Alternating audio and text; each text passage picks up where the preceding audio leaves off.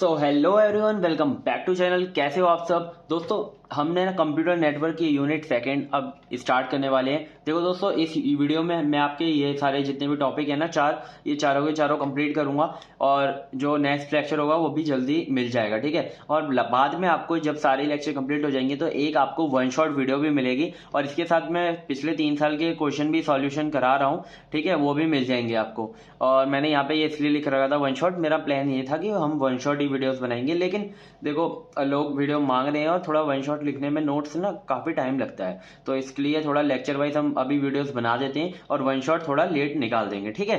So video को start करते हैं। ये जो हमारी यूनिट है ये हमारी डेटा लिंक लेयर के ऊपर, इसके क्या फंक्शंस हैं, इसकी क्या इंपॉर्टेंस है ओएसआई मॉडल के अंदर, ठीक है। ओएसआई मॉडल के अंदर हम ओएसआई मॉडल हमने यूनिट 1 के अंदर देखा था, इंट्रोडक्टरी पार्ट देखा था कंप्यूटर नेटवर्क का, और ओएसआई लेयर की फिजिकल लेयर था उसके अंदर, मतलब 2 पार्ट थे। इसके अंदर डेटा लिंक लेयर है और काफी सारे इसके अंदर मेथड्स हैं, है ना। तो सबसे पहले हम देखते हैं कि डेटा लिंक लेयर होता क्या है, ठीक है।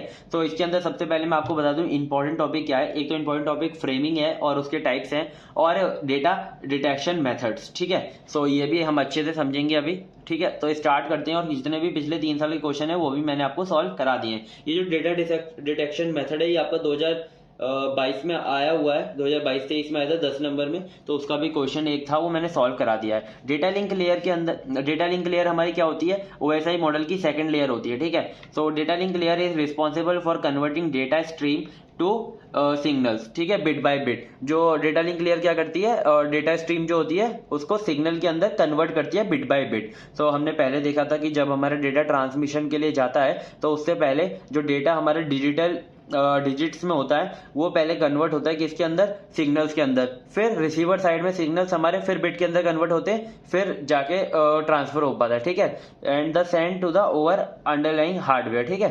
सो सर्विसेज देखते हैं सबसे पहले डेटा लिंक लेयर की। ये सारी सर्विसेज आपको मैंने पहले अच्छे से बता दी हैं और ये आपको है ना, मतलब अगर 10 नंबर के अंदर services of data link layer आता है तो आपको ये अच्छे से समझा के भी आनी है। तो फ्रेमिंग तो अभी हम देख लेंगे। फ्रेमिंग करता है, लिंक एक्सेस देता है एंड रिलायबल डिलीवरी करता है, फ्लो कंट्रोल देखता है। फ्लो कंट्रोल भी हम इसी यूनिट में देखेंगे। ये सारे जो टॉपिक है ना हम इसी यूनिट के अंदर अच्छे से देखने वाले हैं, बिल्कुल मतलब डेप्थ में जाके, ठीक है। सो फिर है एरर डिटेक्शन, फिर error correction, half duplex and full duplex, ठीक है।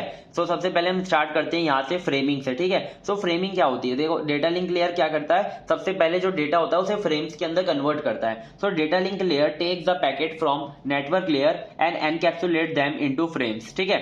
सो डेटा लिंक लेयर क्या करेगा, नेटवर्क लेयर अपनी से जो ऊपर वाली लेयर है वहां से जो हमारे पैकेट्स हैं डेटा के, जो नेटवर्क लेयर क्या करता है डेटा को छोटे छोटे पैकेट्स में कन्वर्ट कर देता है। सो ये क्या करेगा, डेटा लिंक लेयर उन पैकेट्स को लेगा और उन पैकेट्स को एनकैप्सुलेट करेगा किसमें, फ्रेम्स में। अभी हम फ्रेम्स को अच्छे से समझेंगे कि फ्रेम्स में कैसे कन्वर्ट होता है डेटा, ठीक है। If the frame size becomes too large, अगर फ्रेम का साइज ज्यादा बड़ा हो जाता है, then the packet may be divided into small size frames, ठीक है। सो पैकेट्स हमारे मतलब एक पैकेट्स के अंदर से मल्टीपल फ्रेम्स भी बन सकते हैं। So smaller size frame makes flow control and error control more efficient. अगर जो हमारा फ्रेम्स का साइज रहेगा वो अगर छोटा रहेगा तो वो क्या होगा, उसके अंदर जो फ्लो कंट्रोल और एरर कंट्रोल है वो काफी इफिशिएंट वे में हो सकेगा, ठीक है। सो ये अभी फ्लो कंट्रोल और एरर कंट्रोल भी हम आगे देखेंगे और अच्छे से। At receivers end data link layer picks up signals from hardware and assemble them into frames, ठीक है। अब जो सिग्नल्स होंगे फिर जो पहले तो सेंडर साइड में वो फ्रेम्स में कन्वर्ट होगा, फिर रिसीवर साइड में भी वो जो सिग्नल है वो फ्रेम्स के अंदर कन्वर्ट होंगे। सो दोनों साइड मतलब सेम ही प्रोसेस चलता है। अगर आपने पहले वाली यूनिट देखी है तो आपको पता होगा ओएसआई मॉडल के अंदर जो सेम मतलब जो लेयर्स होती हैं वो दोनों साइड होती हैं, ठीक है। सो सबसे पहले यहाँ पे देखते हैं सेंडिंग मशीन है हमारी। सेंडिंग मशीन में जो पैकेट है ये कन्वर्ट हो गया किसके अंदर, फ्रेम्स के अंदर। तो फ्रेम्स के अंदर हमारी 3 चीजें आ रही है यहाँ पे। एक तो आता है हेडर, हेडर के अंदर हमारा डेटा होता है, पेलोड फील्ड होती है और ट्रेलर होता है। पेलोड फील्ड में मेनली एड्रेसेस होते हैं और ट्रेलर के अंदर हमारे होते हैं जो भी एरर की बिट होती हैं, अभी हम आगे देखेंगे। और ये पूरे को हम क्या कहते हैं, फ्रेम। और इसके अंदर एक और चीज होती है फ्लैग, अभी देखता हूँ, ठीक है, दिखाता हूँ। पार्ट्स ऑफ फ्रेम, ठीक है, अभी इनको समझते हैं। फ्रेम हेडर के अंदर क्या होता है, it contain the source and the destination addresses of frame. मैंने पहले गलत बोल दिया था, पेलोड में एड्रेस बोल दिया था। सो ये क्या करता है, हेडर क्या करता है, हमारा एड्रेसेस को कंटेन करता है, ठीक है। और पेलोड क्या कंटेन करता है, it contain the message to be delivered. Payload कैसे कंटेन कर रहा है, मैसेज को कंटेन कर रहा है। और ट्रेलर हमारा कैसे कंटेन करता है, ट्रेलर करता है it contain the error detection and error correction bit, ठीक है। कौन सी बिट है जिसके अंदर एरर है। फ्लैग फ्लैग होता है, फ्लैग मतलब दोनों साइड होता है, मतलब कि यहाँ पे भी स्टार्टिंग में भी होगा और एंड में भी होगा। देखो एक तो फ्लैग कंटेन कर रहा होगा स्टार्टिंग बिट, और एंडिंग जो वाला फ्लैग है वो एंड बिट को कनेक्ट स्टोर कर रहा होगा। It marks the beginning and ends of the frame, ठीक है। तो इससे पता चल जाता है कि कहाँ से शुरू हुआ था फ्रेम और हमारा फ्रेम कहाँ पर खत्म हुआ था। सो अब देखो फ्रेमिंग आपको समझ में आ गई। फ्रेमिंग में कुछ नहीं है, ये वाला बस डायग्राम याद रखना और इनको समझा के आ जाना, ठीक है। सो नेक्स्ट देखते हैं types of framing. Types of framing कितनी तरह की होती है हमारी? 2 तरह की होती है, फिक्स एंड वेरिएबल, ठीक है। सो फिक्स साइज मतलब कि इसके अंदर जो भी हमारा साइज होगा वो एकदम फिक्स्ड रहेगा, बिल्कुल भी मतलब वेरी नहीं करेगा। मतलब फ्लैग जो जैसे कि मशीन के अंदर साइज डाल दिया कि हमारा जो डेटा रहेगा वो 4 बिट का ही रहेगा, ठीक है। लेकिन आपका जो डेटा है वो बहुत सारा बल्क में, ठीक है, उसके अंदर 3 का भी है, 3 बिट का भी है, 4 बिट का भी है, 5 बिट का भी है। तो क्या होगा, उसमें से जब डेटा पास होगा तो सिर्फ जो 4 बिट के डेटा होंगे वही पास हो पाएंगे और सारे मतलब जाएंगे नहीं, ठीक है। सो ये होता है हमारा फिक्स साइज। आप इसे समझा के आ सकते हो, the length of the frame should be fixed. फिर नेक्स्ट क्या है? Variable size. वेरिएबल साइज हमारे 2 तरह के होते हैं, मतलब कि वेरी करेगा उसका साइज। एक तो लेंथ फिक्स रहेगी और एक एंड डेलिमिटर, ठीक है। इन दोनों को समझते हैं क्या होता है। तो लेंथ फिक्स्ड मतलब कि लेंथ फिक्स्ड मतलब कि उसकी जो लेंथ रहेगी वो फिक्स्ड रहेगी, ठीक है। सो नेक्स्ट क्या है? And delimiter. एंड डेलिमिटर हमारे 2 तरह के होते हैं, एक होता है character oriented and bit oriented framing, ठीक है। सो इसको आपको अच्छे से समझना पड़ेगा क्योंकि ये थोड़ा इंपॉर्टेंट है समझना, न्यूमेरिकल वगैरह के में काम आएगा आपके। पहला होता है हमारा बाइट और दूसरा होता है हमारा बिट, ठीक है। सो बाइट हमारी आपको पता है 8 बिट की होती है और बिट हमारी क्या होती है? 1 ही बिट होती है मतलब। तो देखो बाइट स्टफिंग क्या होती है हमारी? Sender's data link layer insert special escape just before accidental data, ठीक है। सो यहाँ पे ना मतलब क्या होता है कि आपका एक फ्लैग ये रहा, एक फ्लैग ये रहा, ठीक है। आपको देखो यहाँ पे पता रहता है कि जैसे मैं आपको एग्जांपल से समझाऊं कि जैसे कि आपने फ्लैग मान रखा है, आपने फ्लैग माना है 110, ठीक है। तो आपका ये पूरा एक फ्रेम है, ठीक है। तो फ्रेम के अंदर आपका स्टार्टिंग में 110 है और एंड में 110 है, ठीक है।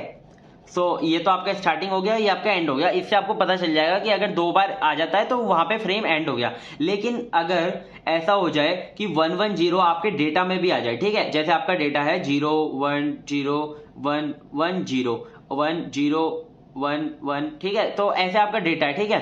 तो अगर आपके डेटा के अंदर भी 110 आ जाए, ठीक है, जैसे कि यहाँ पर आया हुआ है 110, ठीक है, और यहाँ पर आया हुआ है 110, तो इसे क्या बोलते हैं? इसे कहते हैं एक्सीडेंशियल डेटा, ठीक है। इसे कहते हैं एक्सीडेंशियल डेटा। इसमें अगर दोनों में सेम आ जाता है ना तो इसे कहते हैं एक्सीडेंशियल डेटा, कि इसमें मतलब पता नहीं लग पाता कि फ्रेम हमारा एंड कहाँ पे हो रहा है। तो बाइट स्टफिंग का मतलब होता है, बाइट स्टफिंग में क्या होता है, हमारा एक escape character, special escape character जाता है, ठीक है। सो एस्केप कैरेक्टर हमारा कितने बिट का होता है? 8 बिट का होता है, यानी कि 1 बाइट का होता है। तो ये होता है हमारा बाइट स्टफिंग। अगर आपका जो एस्केप कैरेक्टर है वो आपका 8 बिट का है तो वो होता है हमारा बाइट स्टफिंग, ठीक है। ये आपको समझ में आ गया होगा। नेक्स्ट देखते हैं बिट स्टफिंग। बिट स्टफिंग होता है each frame begin and end with pattern.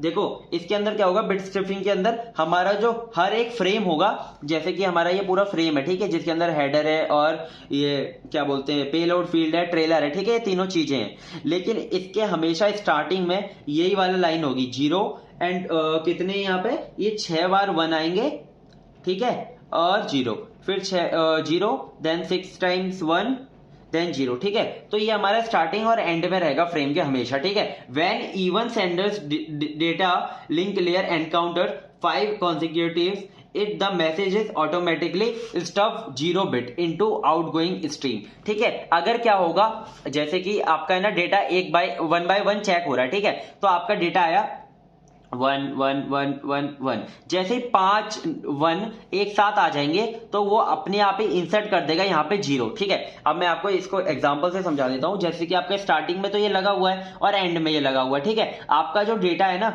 वो ऐसे 0 1 1 1 1 1 1 1 1 देन 0 0 1 1 1 0, ठीक है। अब ये जो डेटा है आपका सेंड होगा फ्रेम के अंदर, पहले कन्वर्ट होगा ये जो पैकेट है, ठीक है। तो ये कन्वर्ट होगा, पहले 0 आएगा, ठीक है, 0 आ गया, कोई दिक्कत नहीं है। 1 आ गया 1 आ गया 1 आ गया 1 आ गया देन 1 आ गया, तो ये क्या हो गया 5 आ गया, ठीक है। तो इसको पता चल गया, ये देखो 5 आ गया, ठीक है। तो ये क्या करेगा, अपने आप एक 0 यहाँ पे इंसर्ट कर देगा और यहाँ पे एक मार्क कर देगा कि यहाँ पे जो हमारी करेक्शन बिट है ये है, ठीक है। तो यहाँ पे आपका 0 आ गया, फिर 1 आएगा, फिर 1 आएगा, फिर 0 आएगा, फिर 1 आएगा, फिर 1 आएगा, फिर 1 आएगा, फिर 1 आएगा, फिर 0 आएगा। तो आपका डेटा ऐसे कन्वर्ट होके जाएगा, ठीक है। तो यहाँ पे जब भी जैसे ही 5 बिट एक साथ, जब 5 जैसे भी 1 आ जाएंगे एक साथ, वैसे ही वहां पे एक 0 इंसर्ट हो जाएगा। तो यहाँ पे यही चीज लिखी हुई है, when the even Sanders data link layer encounters 5 consecutive is in the message, it automatically stuffs 0 bit into outgoing bit stream। I hope आपको ये समझ में आ गया होगा, ठीक है। नेक्स्ट देखते हैं हमारा topic error detection and correction, ठीक है। इस टॉपिक के अंदर से हमारा एक क्वेश्चन आया है 2022 और 23 में 10 मार्क्स में, मैंने अभी आगे यहाँ पे सॉल्व भी करा दिया है। पहले हम इसे समझते हैं ये होता क्या है, ठीक है। एरर्स आपको पता ही होंगे एरर्स क्या होते हैं हमारे। Errors are introduced by binary data transmitted from the sender to the receiver due to noise during transmission। जो भी हमारे अनवांटेड नॉइज होती है, अनवांटेड जो थिंग्स होती हैं हमारी जब ट्रांसमिशन हो रहा होता है, उसकी वजह से जो हमारा एरर आता है वही मतलब जो भी उसकी वजह से जो दिक्कत आती है वो हमारे एरर्स होते हैं, ठीक है। जैसे कि आपने मैसेज भेजा 011 और वो मैसेज गया वहां पर 010, तो ये क्या है, ये एरर है, ठीक है। क्यों, यहाँ पर जो आपका सेंड डेटा था और डिलीवर्ड डेटा है वो आपका अलग अलग हो गया, ठीक है। तो ये हो गया हमारा एरर, ठीक है। अब देखते हैं नेक्स्ट एरर डिटेक्शन क्या होता है। Methods are used to check whether the receiver has received correct data और करेक्टेड डेटा, ठीक है। जो हमारे मेथड्स चेक करती हैं कि आपका डेटा के अंदर एरर है क्या नहीं, ठीक है। और एरर करेक्शन क्या होता है, it is used to correct the detected error. देखो इसके अंदर एरर डिटेक्शन के अंदर आपका जो डेटा है वो एरर जो है चेक होगा कि है क्या नहीं, ठीक है। अगर वो है तो एरर करेक्शन उसे करेक्ट करेगा, ठीक है। सो हम टाइप्स ऑफ एरर देखते हैं। हमारे 3 टाइप्स के एरर होते हैं। देखो बहुत सारे मतलब यूट्यूब पर बहुत सारे लोगों ने ना 2 तरह की करा रखी है, सिंगल बिट और बर्स्ट एरर, ठीक है। तो ये 3 तरह के होते हैं हमारे, single bit error, multiple bit error और बर्स्ट एरर, ठीक है। सो सिंगल बिट एरर मतलब कि जैसे कि आपने ये डेटा, मैंने यहाँ पे एग्जांपल से समझाया, जैसे कि आपने ये डेटा भेजा है, ठीक है, और ये डेटा ये पहुंचता है, तो इसके अंदर एक एरर है, यानी कि 1 बिट के अंदर एरर है। 0 है यहाँ पर और यहाँ पे 1 हो गया, ठीक है। तो 1 बिट के अंदर अगर एक ही बिट के अंदर एरर है तो वो होता है हमारा single bit error. Multiple bit error क्या होता है, जैसे कि 1011 है और यहाँ पे 0010 है, यानी कि यहाँ पे 1 था, यहाँ पे 0 हो गया, यहाँ पे 1 था, यहाँ पे 0 हो गया, ठीक है। तो यहाँ पे क्या है, एक से ज्यादा बिट के अंदर एरर, वो हो गया हमारे multiple bit error. I hope समझ में आ रहा होगा।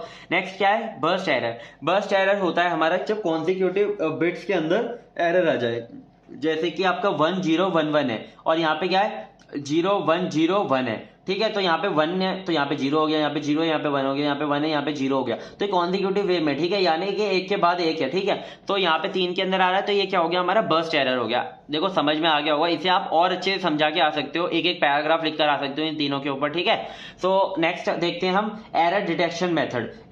देखो एरर डिटेक्शन मेथड हमारी 4 होती है, simple priority check, 2 dimensional priority check, check sum and cyclic redundancy check, ठीक है। ये वाला सबसे इंपॉर्टेंट है, साइक्लिक रिडंडेंसी चेक, ठीक है। और एरर करेक्शन हमारे 2 तरह के होते हैं, backward error correction and forward error correction. ये हमारी इसकी 2 टेक्निक्स होती हैं, humming code and determining parity bit. Mostly हम हमिंग कोड को पढ़ेंगे क्योंकि ये हमारे है सिलेबस में, और इसके अंदर हम ये चारों पढ़ने वाले हैं। तो जल्दी से इन चारों को देख लेते हैं, ठीक है। सबसे पहले आपको है ना इसके अंदर ये वाला कॉन्सेप्ट अच्छे से समझना है, इवन पैरिटी और नॉन ऑड पैरिटी, ठीक है। सो इवन पैरिटी होती है हमारी, इसके अंदर हमारा जो भी डेटा है उसके अंदर हमारे नंबर ऑफ वंस जो है इवन होने चाहिए, ठीक है। अगर वो इवन है तो ठीक है, हम 0 ऐड करेंगे, लेकिन अगर वो ऑड हो जाते हैं तो हम उसके अंदर उसे इवन बनाएंगे एक 1 और ऐड करके, ठीक है। तो देखो यहाँ पे 1011 है, यानी कि 1 2 3, यानी कि 1 हमारे कितने 3 है, यानी कि ऑड है। तो यहाँ पे हमने क्या किया, 1 को ऐड कर दिया। यहाँ पे 1 2 यानी कि 2 है, इवन है, तो हमने यहाँ पे 0 ऐड किया और छोड़ दिया, ठीक है। फिर हमारा ऑड पैरिटी है। ऑड पैरिटी के अंदर हम चेक करेंगे कि हमारा जो डिजिट है वो जो हमारा डेटा है वो हमारा इसके अंदर नंबर ऑफ वंस कितने होने चाहिए, ऑड होने चाहिए, ठीक है। तो 1 2 3 यानी कि ऑड है तो हमने 0 लगा दिया, यहाँ पे इवन है तो हमने 1 लगा दिया। तो देखो क्वेश्चन के अंदर है ना, आपको गिवन अगर नहीं है, कुछ भी पैरिटी आपकी स्पेसिफिक नहीं है तो आपको इवन को लेके चलना है, लेकिन अगर उसके अंदर ऑड दिया हुआ है तो आपको ऑड लेके चलनी है, ठीक है। तो ये बस कॉन्सेप्ट को समझ लेना क्योंकि अभी इसके अंदर बहुत यूज होगा। सबसे पहले हमारा सिंपल पैरिटी चेक, ठीक है। सिंपल पैरिटी चेक के अंदर हम क्या करेंगे, बस जो आपका सेंटर साइड जो डेटा है उसको मतलब काउंट करेंगे, इसे मतलब सिंगल ही होता है इसके अंदर, एक ही बिट को काउंट, एक ही बिट हम ऐड करते हैं, ठीक है। 0 1000011 यानी कि 3 1 है, ठीक है, यानी कि ऑड है। तो इसके अंदर हम क्या करेंगे, 1 को ऐड करेंगे। तो देखो कंप्यूट पैरिटी बिट, और हमने इसके अंदर 1 को ऐड कर दिया, ट्रांसमिशन मीडिया से ये ट्रांसफर हुई। फिर रिसीवर साइड पे क्या हुआ, ये चेक होगी ये इवन है या नहीं। अगर ये इवन है तो नंबर ऑफ वंस हमारे अगर इवन है तो वो एक्सेप्ट हो जाएगी, वरना वो रिजेक्ट हो जाएगी। बस सिंपल डेटा यही है, ठीक है। तो आपको क्वेश्चन के अंदर मतलब कैसे आएगा, आपको एक टेबल बना के देंगे वो लोग, ठीक है। टेबल के अंदर आपको बहुत सारा डेटा मिलेगा, यानी कि 6 या 7 आपको डेटा मिलेंगे। उसके अंदर जैसे कि आपको दिया हुआ है 011 101 111 011, ठीक है। तो इसको आपको क्या करना है, कन्वर्ट करने के लिए बोलेंगे ये लोग, सिंपल पैरिटी चेक लगाने को बोलेंगे, मतलब सिंपल। अगर आपको इवन लगाना है तो देखो 011 यानी कि इसमें इवन है, क्या है, इवन है, तो इसमें 0110 आ जाएगा। इसके अंदर भी इवन है तो 1010 आ जाएगा। इसके अंदर ऑड है तो 111 और 1 लगा देंगे तो ये इवन हो जाएगा। इसके अंदर इवन है तो 0110 आ जाएगा। ऐसे डेटा को आप कन्वर्ट कर सकते हैं इसमें सिंपल पैरिटी चेक के अंदर।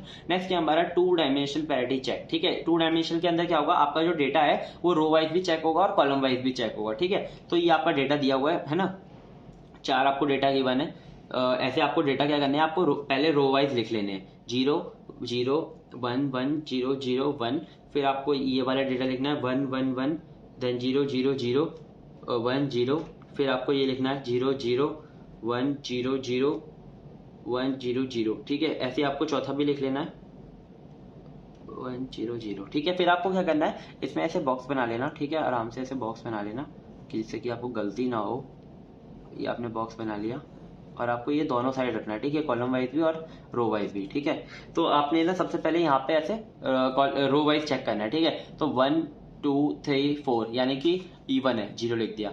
1 2 3 4 यानी कि इवन है, 0 लिख दिया। 1 2 इवन है, 1 2 इवन है, ठीक है। ये ऐसे तो चेक हो गया। अब आपको क्या करना है, ये कॉलम वाइज भी चेक करना है, ठीक है। तो देखो 1 2 3 यानी कि ऑड है तो 1 लगा दिया, ठीक है। फिर 1 यानी कि ऑड है, 1 लगा दिया। 1 2 यानी कि 0 और इवन है, 1 ऑड है 1 ऑड है, 1 2 इवन है, 1 ऑड है 1 ऑड है, ठीक है। अब फिर आपको ये 0 वाले भी चेक करने हैं। फिर क्या हो गया, आपका ये जो डेटा आपका कन्वर्ट हो गया 2 डायमेंशनल पैरिटी चेक के अंदर, ठीक है। फिर आपको कहना है डेटा कैसे उठाना है, पहले वाले इसको उठाना है, ठीक है, दूसरा इसको उठाना है, तीसरा इसको उठाना है, और आपको डेटा ऐसे लिख देना 0 0 1 1 0 0 1 0, ठीक है। ये आपका एक बन गया। ऐसे ही आपको सारे उठा लेने, ठीक है, 1 1।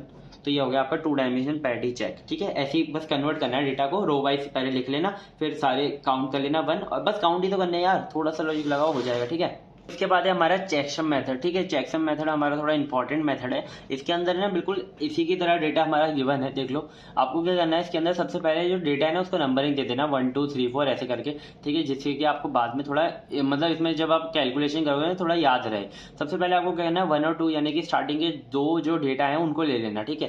तो आपने ऐसे ले लिया और रो वाइज लिख के इनको ना क्या करना है, आपको ऐड करना है, ठीक है। बाइनरी एडिशन आता होगा आपको, अब 3rd ईयर में आ गए हो, बाइनरी एडिशन तो आना चाहिए।